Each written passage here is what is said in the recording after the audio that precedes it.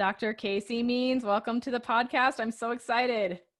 So happy to be here, Connie. Thanks for having me. So, before we get going too crazy here, first of all, if you could tell my listeners who you are, what you do, what got you going down the avenue that you're going down. Yeah, absolutely. So I'm Casey Means. I am a medical doctor. I focus on functional medicine and longevity medicine, and I am the co-founder and chief medical officer of the metabolic health company Levels. And you had my co-founder, Josh Clemente, on about a month and a half ago, I think. And so I'm so excited to follow up. But yeah, so in terms of kind of what got me going on this. So I trained as a surgeon. So my history is a head and neck surgeon, ear, nose, and throat doctor. And when I was practicing surgery, something that was interesting to me about my patient population is that so many of the conditions I was treating were fundamentally disorders of chronic inflammation. So it was like chronic sinusitis, chronic inflammatory ear diseases, Hashimoto's thyroiditis, these are all itises, things that an itis usually means inflammation. So in all of these conditions I was treating with antibiotics and steroids and surgery, there was something going on in the body that was saying, I'm in threat mode and I need to activate this immune system response against some external threat. And that was really interesting to me because when you think about it that way, that these are conditions where the immune system is revved up, it kind of seems a little odd to approach them with a surgical intervention. It kind of made me step back and say, well, why don't we think a little bit more deeply about what's actually causing the inflammation? What are the exposures that people's bodies are encountering that are making their immune systems be revved up, so to speak? So that kind of sent me on this journey to really understand the root causes of chronic inflammation. And, when you really step back and look at it, a lot of those are rooted in our sort of everyday choices that we make every single day about what we eat and how much sleep we get and the toxins we're being exposed to in the air and the water and in our food. How much we're stressing, how much sedentary behavior we have, all of these things can translate into the body into inflammation. And so really a lot of it comes down to those sort of like day in and day out choices. And another thing that's really rooted with inflammation is our blood sugar. So whether our blood sugar is elevated, how much it's spiking throughout the day, a lot of spikiness with our blood sugar can tell our body that there's kind of a problem, and that can generate an immune response. So I was looking at all these root causes, and it kind of got me really inspired to work with patients in a different way. So as opposed to being, just this surgeon who's at the end of the line, when diseases have really gone really far down the road of pathology, what could we do for patients like up front to help them really manage their diet and lifestyle and their blood sugar in a personalized way to kind of get on top of inflammation on the front end in more of a preventative way. So I opened up a private practice where I was really helping with that, really getting people metabolically optimized so their blood sugar would be stable, really examining what they were putting into their bodies, what they were exposing themselves to, and getting those things on track. And in my practice, it really, like I said, came down to changing behavior in a positive way and changing our choices. And that got me really thinking about how can we leverage tools and tools that we have with us all the time, like our phones and our tech, to help motivate us to make some of these decisions. And a lot of us have wearables that we use, like Whoops and Auras and Fitbits, to kind of keep us on track. But those are all great for sleep and our heart rate and our steps and activity, but we don't really have anything like that for nutrition. We don't have like a wearable and some sort of app on our phone that says like, oh, you just ate this. It wasn't a great choice. It was a good choice. It wasn't. Like, that's never really existed. The best we have is like, you can step on the scale the next day and kind of see what happened in your previous day, or you might get your cholesterol or blood sugar checked 6 months down the road and get some feedback on that. But I was super fixated on like, how can we give someone this sort of like Fitbit or a Ring Whoop-like experience, but for nutrition? And that's why I started this company Levels, which really fills that void. For the first time ever, we have a wearable that is monitoring an internal biomarker related to your nutritional choices and giving you instant feedback on how your choices are affecting your health and your metabolism. And so that was sort of my attempt as a physician to sort of think bigger and sort of scale solutions to how we can get people's bodies into a better state at baseline, and how we can sort of minimize this chronic inflammation, stabilize people's blood sugar. And from, this past history of being as a surgeon, like really big picture thinking, like, how do we keep people out of the operating room by helping guide their daily choices. So that's kind of my history and why I started this company. And I know you've been checking your blood sugar for years now. And so I know I'm preaching to the choir.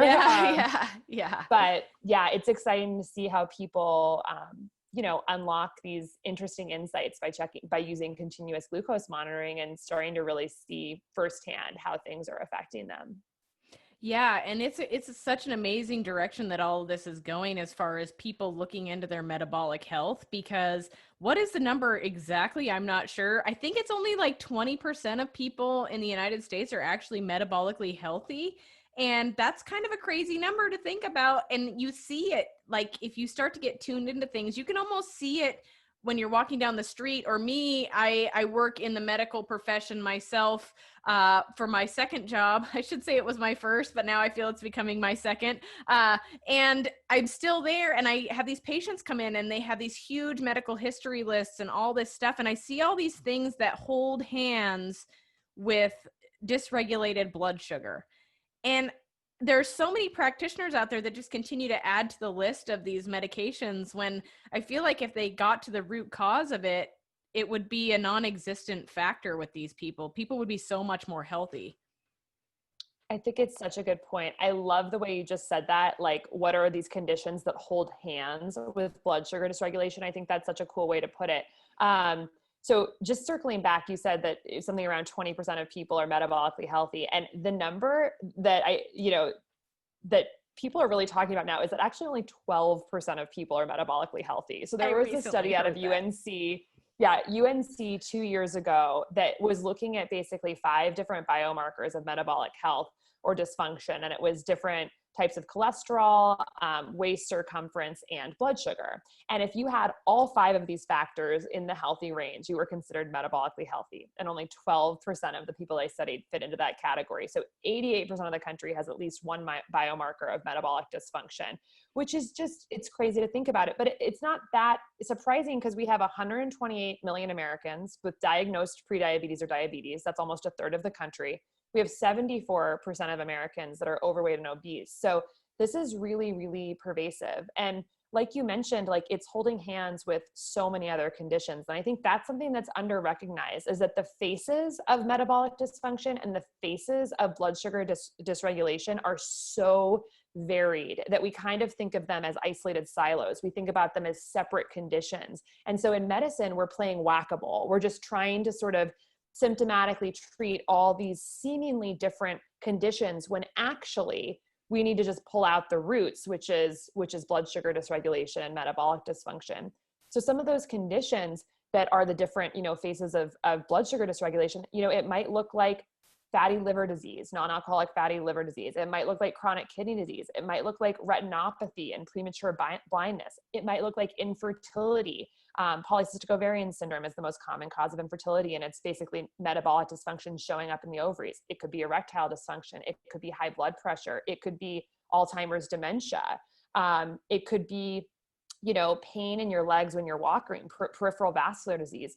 All of these things are fundamentally rooted in the fact that our bodies are being exposed to too much blood sugar, and too much results in insulin, and the effects of those things on all these different parts of the body. And where that's kind of showing up in each person can be different, but at their core, a lot of them are really related on the physiologic level. And certainly it's not a one-to-one relationship, like every single person with, PCOS, it's directly related to blood sugar, but certainly we know that that blood sugar is strongly linked and a mitigating factor of all of these different conditions I mentioned, and so many more as well. So it's great that this is being identified, but now it's really about moving this into how we take care of patients and how we treat patients. Do we keep throwing individual medications on each of these conditions, a blood pressure medication for hypertension, and, birth control pills or oral contraceptives for, polycystic ovarian syndrome, and, other things for other conditions? Or do we actually really get to that root and see ideally, if you clean that part up, you can start to see a lot of these symptoms and conditions kind of just really improve in one fell swoop. So And, I'm not sure where we went wrong as as a country or any of this. Like, I try to think about this. My brain is always reeling. It's ridiculous. I wish I could shut it off, but I think about it and I'm like, okay, I mean, there's a lot of theories out there. There's the big pharma theory where they talk about that. There's the other side of it, which is the big food. Then there's political things, but coming from a medical standpoint, and maybe as a doctor you have some input on this, but I feel like maybe some doctors know in their heart that that a change in food and a change of lifestyle has to happen, but they feel that most people are not willing or disciplined to do that. So that's where they're just like, hey, here, have a pill for this. I mean, we're kind of raised in that pill mindset as it is, right? When you're young, you have a tummy ache, you take this, you have a headache, you take that. And you never really wonder, why do I have this headache? Or why do I have this stomach ache? And so patient compliance, I think, could also be another big piece to why we're not able to start making a shift in how we're helping people. Does that make sense? yeah, it absolutely does. I do think there are physicians who, may think like, oh, having this conversation might be futile because it's just so difficult to enact. But, I think it's really I don't necessarily think it's rooted in necessarily distrust or like anything like that. I think it actually much more is like a systems issue.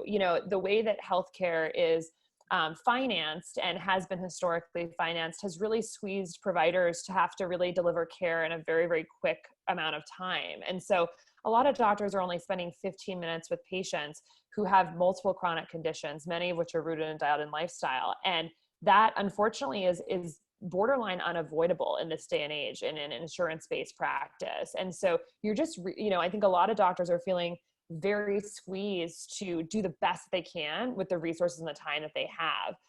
And prescribing a pill sometimes is the most efficient way to take an action with a patient with a chronic condition. I think certainly that if we had more time to counsel effectively, it would be wonderful for outcomes, but our system unfortunately is not designed that way right now. And this is actually one of the things that really inspired me to start a company based on a digital product, so an app and a wearable that was going to actually do a lot of this sort of coaching for people on their own. A doctor can't be on your shoulder 24 hours a day telling you like, oh, this is a good food option. Oh, you should exercise now because your glucose is high. Oh, you need to go to bed earlier tonight because your glucose has been high throughout the day and a good night of sleep could really help that. Like, we can't do that. Even a coach, it would be tough for this to happen. And I think being able to leverage like digital health tools to kind of be an extension of what the doctor is doing and make it sort of this real-time continuous feedback. That is where I really think healthcare is going to be moving, and sort of this partnership with the doctors, because the time restrictions just make it very, very difficult for doctors to be true agents of behavior change for their patients. So that's where I think biofeedback can be really, really useful. And, I think you mentioned a lot of the other factors that are certainly at play. There are interests with the food system, that are strong financial interests to keep food sort of the way it is. And there's farm bills that, fund and actually subsidize foods that are disease promoting, corn and soy and wheat, things that are by and large turned into ultra processed versions of these foods and that contribute to chronic disease. And you've got, of course, pharmaceutical interests, and you've also just got the medical school education and the way that plays out, which is that there is not a big focus on diet and lifestyle. And many medical students are actually receiving less than 10 hours of nutrition training in their entire medical school curriculum. So on many, many levels, we're facing a lot of uphill battles. And so I think that the intentions of most doctors are very pure and they really do want to help people as best they can, but the system is very, very tough. And I think anything we can do to empower individuals with their own personal health information and make that understandable and actionable is a step in the right direction within this, the confines and barriers of our current system, and the fact that digital, our phones are with us all the time. And so how can we leverage them for good and for health? And that brings up another thought in my head, and we'll get into the main body of this podcast soon, but this has kind of gone down a rabbit hole. Is I think insurance companies are paying a lot for medications and procedures and testing for a lot of people that suffer from metabolic problems or things that are linked to that. I feel like they oftentimes fight the continuous glucose monitor route when it comes to helping people or even diabetics, things like that. But I feel like if that was the main tool they started using for a lot of these people with some of these mainstream diagnoses, and these insurance companies would pay for that tool, they would save themselves so much money down the road for all these medications and stuff, because people do so well when they see real-time feedback. When they get that Apple Watch and they're like, oh, I haven't met my activity goal for the day, I better do that. Like it actually sparks something in people that a lot of people didn't know they had, just because they have something telling them that. So I feel like it would actually be in the insurance company's best interest to move towards something like this, the medical profession, everything, because it's going to help everybody. Yeah, I couldn't agree more. And I think really just the outcomes data and the cost efficacy data needs to be done to really encourage payers to move in that direction. So there's a lot of movement with people working on that exact topic right now. And I think it's great. And I think you bring up an amazing point about the importance of closed loop biofeedback for behavior change, this sort of ability to see like really quick results and to really limit the time between an action that you're taking and then the reaction that you're seeing. The more you can narrow that, I think the more you can engender sustaining behavior change. And I think with nutrition, that's been very nebulous in the past, because it's always been an open loop system where you eat dinner or you eat some, a snack, and you have really no indication of what that's actually doing to your body. Is that contributing to weight gain? Is that making you sleep poorly? There's so many other variables. So the more that you can tighten that feedback loop and have some sort of, objective response to a food, I think the more you can move people to making better decisions. And so much of nutrition is trial and error. And we spend years, if not decades, trying to actually just like narrow down what the right diet is. And there's, I think, people many decades in the life who can't say like, this is the right diet for me. But we're actually at a time now where we can start to do that. Like we have the tools. And I think now things like continuous glucose monitoring, and I think now it's really about how to get that more mainstream and expand the amount of people who are aware of this and, who are able to get access to it. So I love it. I love it. So I guess we went down a rabbit hole there, but let's get to the main part of today's podcast, which is I get asked by so many people, what should my blood sugar look like? And I'm like, well, it kind of depends, because there's so many factors, like how much sleep you had, what type, like one gal, she messaged me and she was like, well, I don't know why, but my blood sugar was almost 100 after I got done with my body pump class. And I'm like, what's going on here? I was exercising. This should be under control. And I was like, well, there's a physiological response that your body has to exercise. Sometimes if it needs to bring that sugar up, it will to fuel your workout, naturally. I said, that's a normal response for your blood sugar to raise sometimes post exercise or during. And she was like, oh, I said, so there's so many variables. And rather than me try to figure it out for somebody, I have no medical knowledge. I just study the heck out of stuff. So I was like, let's get a professional on here. Let's talk about this. What is a normal glucose response? Like where should our levels be? Let's kind of jump into this. Absolutely. Well, I think maybe the first thing to say is like, what are the widely accepted norms for blood sugar? Because there's sort of like what is considered normal and then what is actually optimal, like what should we probably be shooting for. So in terms of normal, so the way that blood sugar is traditionally tested is by testing a fasting glucose level. So that's like having a doctor or doing it yourself, pricking your finger first thing in the morning after consuming no calories for the prior 8 hours.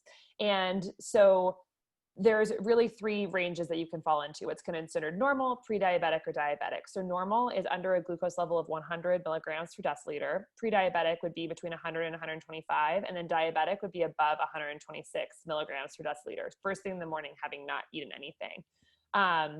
Then there's also tests that are done in the doctor's office to dynamically test how you respond to glucose. And that's called the oral glucose tolerance test. And so with the oral glucose tolerance test, you're given a 75-gram, like basically drink of glucose that you're supposed to just chug. It's called glucola and it's really yucky. I don't know have you ever had to take it? Oh yeah, for when I was pregnant, I had to do two of like every time, and I was just like, no, not the stuff that makes me want to puke. It's so bad, and you feel crummy afterwards. I've never actually done it. And I am scared too, because I imagine it's going to you're going to spike and crash. But basically what they do is they take your glucose at 30 minutes, an hour, and 2 hours, usually after that, after you drink that drink, and see what happens to your glucose. And if after 2 hours, you are below 140 milligrams per deciliter, you're considered normal. And if you're above 200, you're considered diabetic. And if you're in between, that's a pre-diabetic range. So less than 140, 2 hours after this huge glucose drink is considered normal. So that's sort of like some of the criteria that we talk about in standard clinical practice.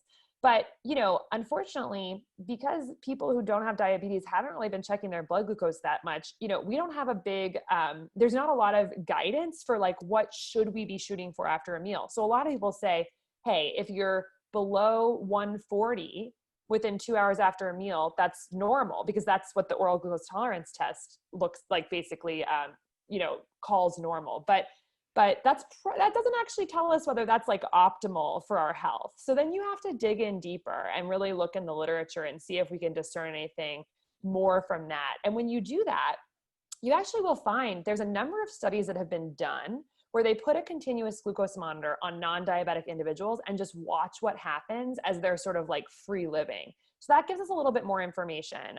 These are people with no diagnosed metabolic conditions, totally healthy. What happens to their glucose? And what these studies found was that for the average healthy person wearing a CGM, their blood glucose is going to stay between 70 and 120 milligrams per deciliter for about 90% of the day.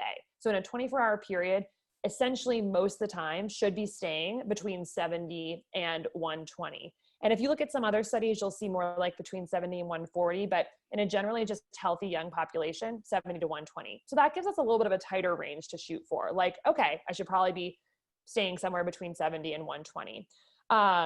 And so that's kind of one thing. Now, so that's in the Levels app, we basically tell people like, this is the golden range to be in. You want to just sort of, for like about 90% of the day, stick within that. Well, then we have to get into some nuances, like where do you want to be after meals and what do you want your fasting glucose to be for optimal health? So let's talk about fasting glucose first. So right now, like I mentioned, under 100 is considered normal, but again, doesn't really tell us where optimal is. Well, if you look at their research, you actually find that people who are in the lower range of normal have much better health than people in the higher range of normal. So what they've basically studied is if you are between more like 70 and 85, you have less risk of developing diabetes down the road. You have less risk of cardiovascular disease in the future or cardiovascular mortality, and you're generally healthier. And so I would personally recommend that people shoot for that lower half of the normal range, like 70 to 85 about for their fasting glucose. 85 to 100 is considered normal, but we see this sort of linear increase in the risk of actually developing future diabetes or future heart disease if you're in that high range of normal. So why not shoot for that lowest risk profile? So yeah, shooting for under 85 is probably a smart choice for your morning fasting glucose. And then after meals, I would say you probably don't want to see much of more than about a 15 milligram per deciliter rise from your baseline before the meal. So let's say you start off and before you eat lunch, you're at 85 milligrams per deciliter. Really, not going above 100 after about a 15-point rise is probably just a very safe and healthy sort of bump after a meal. It's not completely flat. You're getting kind of a natural glucose elevation, but you're not getting like a huge spiky surge that is going to be associated with a big insulin release and a lot of exposure to insulin in the body, and then potentially crashing back down after that meal. You want to just keep these like very slight, gentle rolling hills as opposed to the peaks and valleys. So kind of to sum it all up, I would say fasting glucose, probably shooting between 70 and 85 is a really healthy level. Through the vast majority of the day, staying between about 70 and 120. Having a post-meal glucose that's about 15 points from your pre-meal baseline, ideally, again, below that sort of 120 range. And, keeping your sort of mean glucose somewhere around 90 to 100. If you look at these healthy populations and you look at average glucose, it generally ranges between about 100 and 105. So I would say around that 100 range for average glucose is probably a safe place. So much more sort of specific and nuanced than just the general, like under 140 after meals. But that's really where I shoot for. That's awesome. And that's very good to know, because so many people you see, they'll get up to like 160 or higher. And I feel like there's the higher it gets, the bigger the crash is. I think I've kind of noticed this pattern that happens with that. So I know back before I had my blood sugar regulated, I would have crazy peaks and crashes, and then I would be hungry and I'd be thirsty, and it was just crazy, the things that were happening. And so I started to I'm a real data shark. So I started to graph all this stuff and write it all down like crazy research nerd. And in the process, that's what I started to notice is the more extreme the sugar goes up, I feel like the more extreme it crashes afterwards, which then causes a whole nother influx of issues. Yeah, exactly. And that phenomenon that you're talking about has a name, which is, called reactive hypoglycemia. And this is one of the reasons we want to avoid these sharp spikes up to 140, 150, 160 after meals, because what's happening in the body is that you've got that big glucose surge and the body has to respond to it by releasing insulin. And insulin is going to generally be proportional to the amount of glucose that is in the blood. So if you've got a big spike, you're gonna have a big insulin spike. And that insulin is telling the cells to take up the glucose. So you're trying to get it out of the bloodstream, soak it up into the cells so that it can either be used for energy or alternatively stored as glucose or stored as fat. And so that big insulin surge, because you've got that big influx, it's telling the cells to soak up all this glucose, you can sometimes overshoot and sort of soak up so much glucose that you actually, like you said, dip or have like sort of a plummeting. And that reactive hypoglycemia has been associated with fatigue, anxiety, really low energy. You don't want to have that dip. And what's nice about keeping glucose pretty stable after meals, just like a gentle, 10, 15 point rise after meals, is that you're not going to have that huge insulin surge. Your body's not going to be overcompensating. And so generally what I've seen anecdotally in myself and my patients and Levels customers is that, with that slight increase after a meal, you just come right back down to where you were. You don't overshoot it. You don't dip. And so what's interesting is that glucose stability tends to also mirror energy stability and sort of mood stability, and kind of just really helps you, I think, up level your day, because you're not sort of dealing with some of these, these swings. And what I think is so cool about tracking it is that, I think a lot of us deal with little swings throughout the day, sometimes normally, like you have a, post-meal energy slump, or you want to take an afternoon nap, or maybe you feel a little bit, irritable if you're hungry or something like that. And it's like, oh, this is just part of life. But then when you start seeing like why this is happening and what's triggering it, you can just so quickly make really slight, easy modifications to start smoothing that all out. And what I love to think about is like this trifecta of, you have a action like, okay, I ate oatmeal for breakfast. And then you have a subjective experience like, oh, okay, I had a late morning energy slump. And maybe in the past, you've never related those two things together. But then now you have the data. And let's say you had a huge spike, like up to 180, which we frequently see in people who are eating a bowl of oatmeal. And so now all of a sudden you have this trifecta of like objective data, subjective experience, and an action. And it's really liberating to sort of eliminate that mystery and often misattribution that we're doing in life, where we're like, okay, well, I'm tired for this reason, or I'm feeling a slump for like maybe I had too much coffee, maybe I didn't sleep well, maybe I'm just moody, but to be able to actually say like, oh, I had a massive glucose spike and then I crashed down and that's why I'm feeling this way. It's really liberating. And for me at least. And I think it also makes changing your diet a lot easier because you're not just like guessing or trial and error. You're like, oh no, this actually caused a problem. I'm going to either eliminate it or I'm going to modify it. So if I want to eat that high carb snack, well, maybe I'm going to pair it with more fat and protein. Maybe I'm going to eat it after a heavy workout. Maybe I'm going to only eat that if I've had a really good night's sleep. These are all things that can modify our glucose response. So kind of just building a better context in the body for those carbs so that you're not just like so massively spiking. So I think it can be really liberating to gain that type of awareness, that before we've kind of just been guessing. So. Right. And I find that interesting, like sleep and so many other factors are involved. And I tell people that all the time. Like I had a lady the other day, she's like, well, I'm just having some pineapple juice for breakfast. And I was like, well, that's horrible for your blood sugar. Like seriously, she's like, oh, it's just juice. I'm like, that there's not even any fiber there or anything to buffer that sugar surge that's going to happen right there. I mean, if you were to eat an actual apple, they're like, well, it's out of an apple, but there's some fiber there. Or have that apple with some peanut butter, something that can kind of has fat in it and kind of slows that down even more. There's so many different ways to pair foods in order to change that glucose response, which is another awesome thing. Yeah, absolutely. Like I think one of the most fun things you can do with like when you're fun, quote unquote, but like when you're checking your glucose, whether it's through finger sticks or a continuous glucose monitor, is like have an apple, like have a normal sized organic, nice apple, and then have an 8-ounce glass of apple juice and just like see what happens. And I think it's so profound. I think for most people, you're going to see a massively higher spike with the juice, just like for all the reasons you just said. It doesn't have the fiber, it doesn't have the bulk.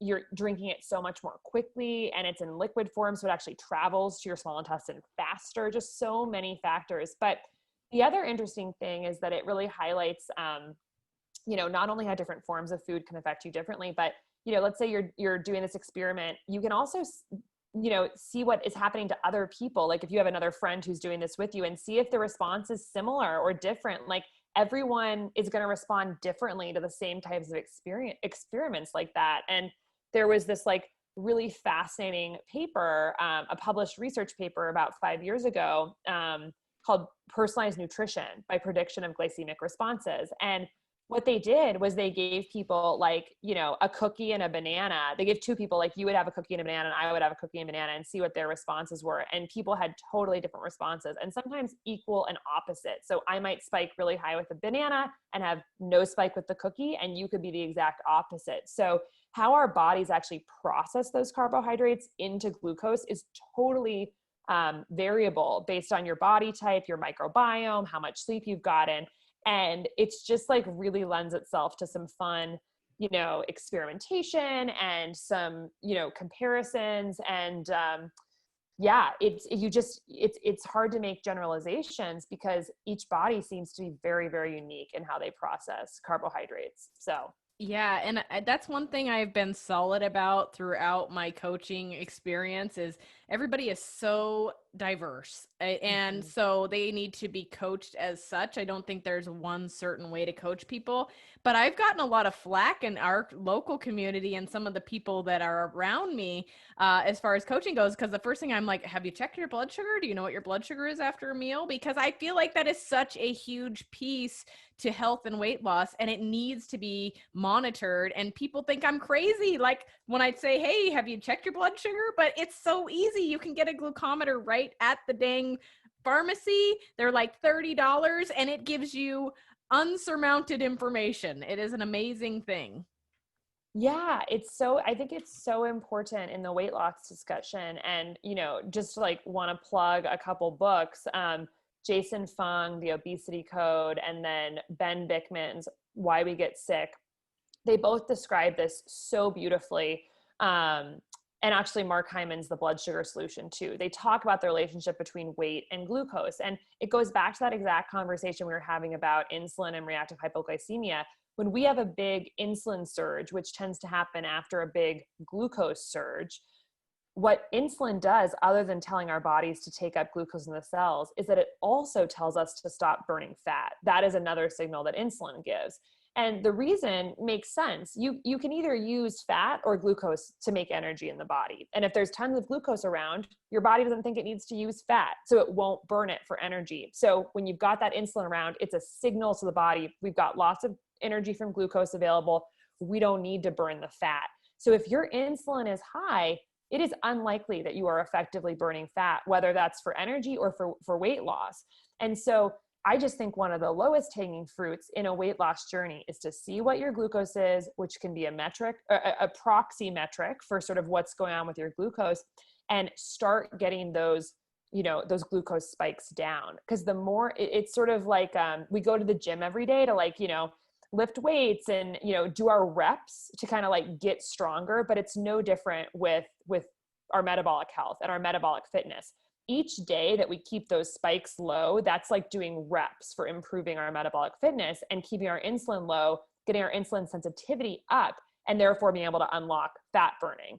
And so, sure, you can potentially lose weight from a very low calorie diet, but getting on top of the hormonal side of weight loss is just, I think, such a simpler solution to getting where you want to go.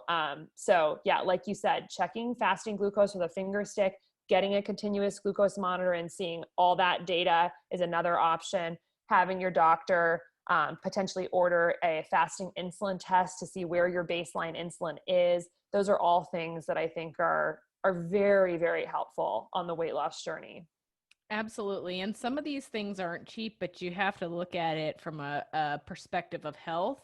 And when it comes to that, there are so many places down the road and things that could cost you so much more if you don't invest in your health now. So it's the data that you get from that is unsurmountable. You cannot replace that. It's very important. And so at a minimal, just get a regular glucometer. A really great thing though is what you guys are doing, watching it in real time and being able to train your body based on that feedback. People will probably get there a lot faster than I did, sticking my finger all the time, trying to figure out what's going on, because you don't have real-time data. You don't know what's happening when you're sleeping. You don't know what's happening when you're exercising. Like when I'm on my bike, I'm not like, okay, let's stop pedaling real quick and check our blood sugar, make sure we're not going to bonk out, make sure everything's going right. Like I can't do that. But now I can have some crazy things going on because it's like, yeah, I'm seeing this in real time. This is you just can't top it. Yeah, absolutely. There's just, it's amazing to move from single time point measurements to continuous measurements, just in terms of giving us feedback. Like, it's like over the past year of wearing a continuous glucose monitor, I've been able to really dial in exactly how to pair foods, when to time foods, especially carbohydrates, what exercise I need to do to keep glucose stable, how much sleep I need to get to keep glucose stable, and how I need to really engage in my mind, body, and stress management practices to keep glucose stable. Because, food pairing, food timing, stress management, exercise, and sleep are really the key fundamentals of metabolic health. And so now after, doing this for a while, you kind of just build that intuition of exactly what works for your own personal, body and physiology to keep things really flat and stable. But even now, I'll have a surprise every once in a while. I'll go to a restaurant and eat a meal that's not balanced properly, see a huge spike, 150, 160, feel terrible, feel, maybe sometimes shaky or really tired or moody or something like that. And, so I'm still learning. But it's cool to, in that early stages of figuring it out, to say, like, let's say you have a meal, like you do just eat like a couple pieces of fruit and you see a big spike, like to say, okay, well, how am I going to modify this the next time around to just maybe get it a little bit flatter? Like take a walk, just simply take a walk after eating it, or add some peanut butter to it, and then you just can experiment and learn those little tricks. And so it's a lot of fun. And, yeah, like you said, like there's a lot of tools out there, some that you can even just get over the counter, like a finger stick glucometer. So it's pretty accessible these days. So I have a couple things to throw on this train here. You said a few things that kind of struck a chord with me, and the first one was metabolic fitness. And just like regular fitness, it doesn't happen overnight. And I see so many people that give up on trying to get their body right before they've ever given it the opportunity to learn and start reproducing this pattern. And it takes a lot of time of the same repeated pattern. So after a week of keeping your glucose levels stable, you may not see results. It's when you do it time and time again that you start to develop this health. So I've noticed with myself that it took me a long time of keeping my blood sugar perfect. I'm talking like 8 months before I actually started to be able to eat a substantial carb load, and my body handled it so much better because my insulin sensitivity was better. Mm. So it takes time. And I liked what you said about that. I also liked what you said about going to a restaurant and seeing that spike, because I feel like even though you're saying you got a spike, I feel like back to what I just said, the more you train your body and you keep it at a flat level, the better it handles that load that it would not have handled before when you were having these huge peaks and valleys.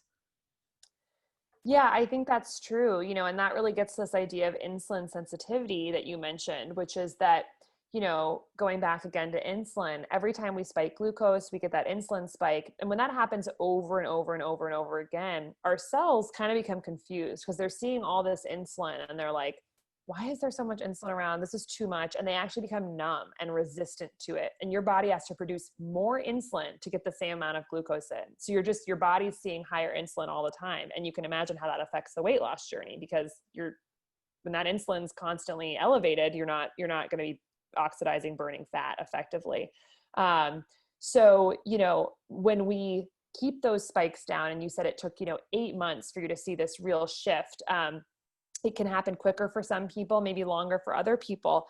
But the beauty is that you can, always move in the right direction, no matter where you're at on the spectrum. It's very fluid. And as you log those days of just like keeping the glucose as more stable and keeping that insulin lower, your cells perk up again. And they say, hey, ooh, I need more insulin around, they become less insulin resistant, more insulin sensitive, and you need less insulin to get that same amount of glucose in the cells. So your baseline insulin is just going to come down. And that unlocks this whole, pathway of metabolism that we're really putting the brakes on in our modern society with the way we're eating and living. This like essentially not being able to burn fat effectively. And those are biochemical pathways in the body that you have to work over and over again for them to be efficient. It's not like one day your insulin's low and you're automatically a perfect fat burner. Like, this takes time. And that's why we do call it metabolic fitness, because it's not a metabolic light switch, it's metabolic fitness. And it's consistency, and it's time to develop this. And your cells have to change over to becoming more insulin sensitive. Then they have to change over to being good at fat oxidation. And so, yeah, I think it is worth looking at it that way, that like, the more we can be consistent with these things, the more we're just going to unlock like the beauty of good metabolism. And with, healthy metabolism and the ability to jump between burning fat and burning glucose and doing each really efficiently, which is a process called metabolic flexibility.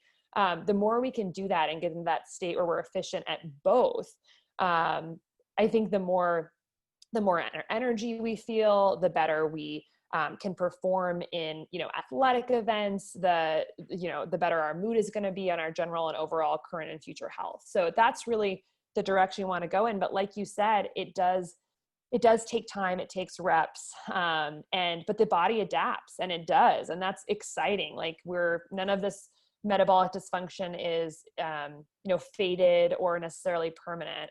It's a very hopeful area of health, because we can move in the right direction, but we need, information and data about ourselves to do it. I love that. Yeah. And it's funny. I started cycling in the cycling community around here. I started like going to people and they're like, what? You don't need to eat goose every 15 minutes. And all I was thinking of is like, holy blood sugar, goose, what, like that was all I could think of. And I was like, no, because I've put in the reps to make my body metabolically flexible to where it can go between both fuels. So when everyone else is crashing out and they're pounding goos and they're trying to keep going, I'm fasted and I'm just going cranking away, and I'm perfectly fine because my body has been trained to operate that way, and it took time. It's so impressive. And I think, we're seeing more and more athletes just so interested in metabolism and glucose monitoring, because it is like unlocking a superpower when you can fat oxidize, when you get to the place where your insulin is stable and you're able to when you're sort of have run out of your quick glucose stores in the body, instead of having to slam that goo, you just flip it on to doing more fat oxidation. Even a lean person has likely weeks worth of fat to burn through. We just have naturally in the human body enough fat to fuel us for quite a long period of time. But for most of us, it's totally inaccessible. And, you think about some of the dietary conventional wisdom that's been said in the past, like you need to eat breakfast first thing in the morning. You need to snack every 2 hours to keep the metabolism up. We've been having these low fat, high carb snack bars because fat is bad. And so you can imagine in that scenario, eat every 2 hours, eat these high carb, low fat snack foods. And then of course, standard American diet, tons of processed refined grains and sugars. You can imagine there's a lot of people out there who never are really giving their bodies a break from insulin having to be secreted. So it's just, like we were talking about earlier, the cards are somewhat stacked against us with just sort of the food that's widely available, but knowledge is power. And like you said, when you start to get that all under control, you unlock this little superpower of this other energy source that we all have, but most of us can't access because of our hormones, which are related to our glucose. And when you get there, all of a sudden, no more goos, it's kind of amazing. So I would say, just anecdotally, myself and many, many people on my team, a lot of us have switched over to really trying to do more fasted workouts, getting on the bike or taking a run first thing in the morning, having not eaten. And I wouldn't necessarily recommend this to everyone because, again, you have to work up to it. The first time you do this, it's not going to feel good. You're going to burn through your glucose. We have about 2 hours of glucose stored in our body at any given time, like in our liver and our muscle cells and in our circulation. So, if you're not able to tap into your fat stores, that first run you do fasted, you're going to run out of your glucose in about, 2 hours, and then you're going to bonk. And that term we hear in working out, bonking, is like you hit the wall. You just can't do anymore. And I think what you find as you start training more in this way, start unlocking these fat burning pathways, exercising in a low insulin state, is that time to bonk just goes farther and farther and farther out. And that's really exciting. So yeah, it's cool to hear that that's been your experience as well. Oh yeah, it's crazy. And then that takes me back to so many things. Like it's funny how we're always learning and evolving. It's like I had a client consultation today and I told her, I was like, well, I don't really know. I haven't tried this, but in theory it should work. I'm honest about it. It's like, listen, what I knew then, it's totally changed. Things have morphed. We learn so much about our body. And so I can't tell you how many times I've heard from a client, well, I'm hypoglycemic. I have to eat every 2 hours. And it's like, well, are you really hypoglycemic? Or is your body telling you something? You need to do a little bit of metabolic conditioning. There's so many things out there. I mean, when I don't know why, but this is something that I'm a huge nerd, energy pathways. So the Krebs cycle, all of that stuff, I love it. Like, it's really weird and I'm fixated on it. And I remember when I was learning all of this, there was a portion in my personal training. I think it was when I got my personal training license. I can't even remember now, but where they said endurance athletes do better fueling on fat. And I was thinking, what? No, they're fueling on goos. They need glucose so they don't go hypoglycemic. And then all of a sudden, further on down the line, here I am years later, I'm looking at it and I'm going, duh. Fat produces so many more ATP molecules. It's actually much more efficient as an energy, but we don't know how to use it. And that's our problem. Mm-hmm. Mm-hmm.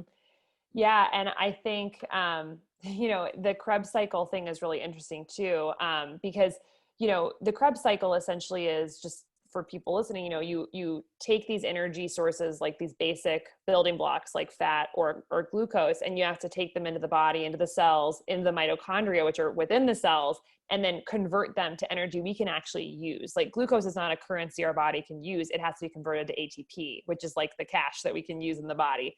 And then the Krebs cycle basically takes, you know, these energy substrates and turns them into that ATP. And another really interesting thing that I certainly love to nerd out about is that in that process of that cycle, which is essentially, you know, moving different building blocks throughout this little cycle of enzymes that are converting different building blocks to the next step of the pathway until it makes ATP, is the importance of micronutrients as well. Each of those enzymes in that pathway requires quite a few important micronutrients to function properly. And many of these fall into like the B vitamins, carnitine, zinc, magnesium, manganese. And to me, it also just really shows how metabolism is even more than just all this lifestyle stuff about sleep, stress, exercise, food timing, food pairing, but it's also how much richness and diversity of our diet are we getting? Are we getting the vitamins and minerals we need to be cofactors of these enzymes, i.e. little protein machines that are actually creating the energy in the body? So it just, every time I look at the cofactors needed for something like the Krebs cycle and for ATP production, I think, you know, we can't just be eating one type of food or just being super restrictive or narrow. We really need these wide vitamins and minerals from whole foods, ideally, you know, good amount of plant foods, and just like, you know, making sure that we're getting quality in our diet and not just, you know, focusing solely on macronutrients, because the micronutrients actually play a key role in metabolic health as well. I love that. I actually made a post long ago about that. I was like, we're all focused on the macros. Well, where's the micros? We need those too. They're very important. So I think a lot of time in the focus of these people counting their macros, they're doing whatever they can to fit as much as they can in as little as they can, if that makes sense. And so in that path, they're losing a lot of the vitamins and nutrients that they need in order to properly fuel their body.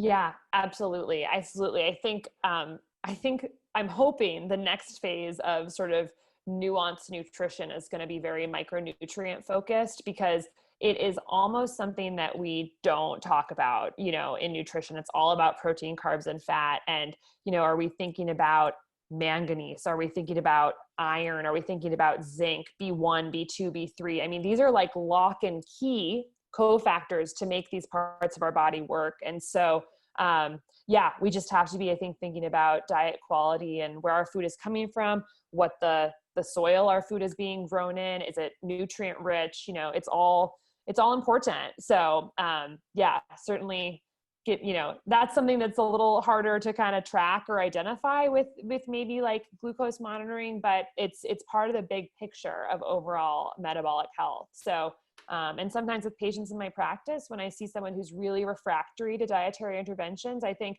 you know, we really need to maybe sometimes test some of these, you know, deeper, nuanced things like micronutrient status. So I love that. Well, it has been a wonderful, wonderful podcast. I don't want to keep you too long. However, if you could leave my listeners with one piece of advice that you want to get out there in the world and you feel would be good for their journey, what would it be? Ooh, I would say two things, if I may. Okay, have at it. One is just to leave people with a sense of empowerment. You know, the beauty of the body is that it's resilient and that nothing is fixed. You know, we may be far down the road of feeling like we're not in good health, or we have a lot of problems on our plates, or tons of symptoms, and it's just, the list is long, and it can feel almost like, how do I possibly dig myself out of this or move in the right direction? And it can also seem like there's so many things we have to do to move in the right direction.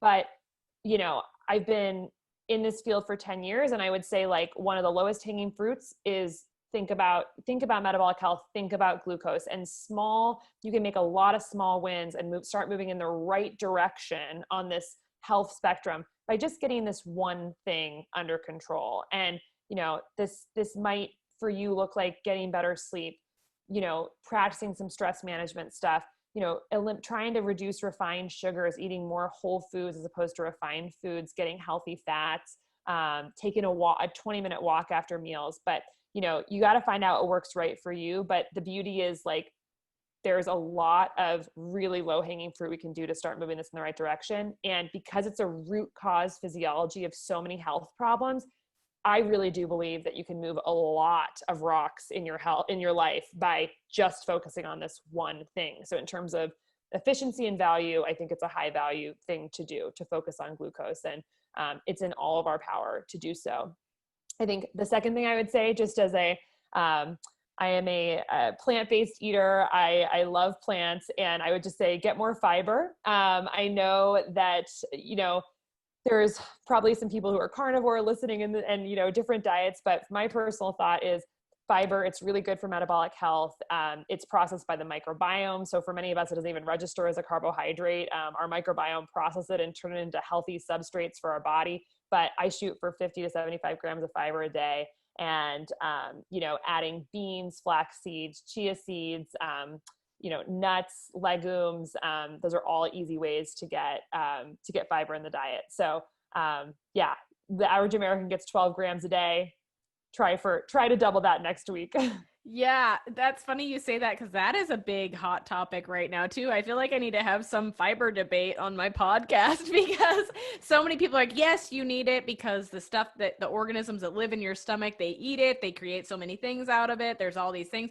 And then other people are like, no, you don't need it. So I like hearing that from you. It's always an interesting one that, I don't know what to do with myself. I kind of stay in the middle of it. But yeah, so thank you so much. And I wanted to just reverse a little bit on the glucose control thing, because so many people think that it's expensive for a continuous glucose monitor. However, I see so many people investing hundreds of dollars in these online instant weight loss programs and shakes and food meal prep programs and all of these things. If they would just invest that towards health data that can help them make the right choices and learn something that will last for a lifetime, I think that's extremely important, and they will get a much bigger benefit from it. I love it. Yep. And if people want to learn more about how to get access to one, they're welcome to come to our website, www.levelshealth.com, and, tells you how you can get access to one and look at your data. And I certainly hope the price point comes down too. I think as more hardware becomes available and the demand for this goes up, I think we're only going to see costs coming down. So my goal and intention is to help be part of that process to get this to be something that every single person can have if they want, and that ideally down the road insurance will be paying for. So we're certainly trying to push that ball forward as well. And I agree with you completely. So I love that. Well, Dr. Casey, it's been a pleasure, and I'm so thankful you decided to join me today, and I hope you have a wonderful week. You as well. Thank you so much, Connie. And I love the work you're doing. Thank you. You're welcome.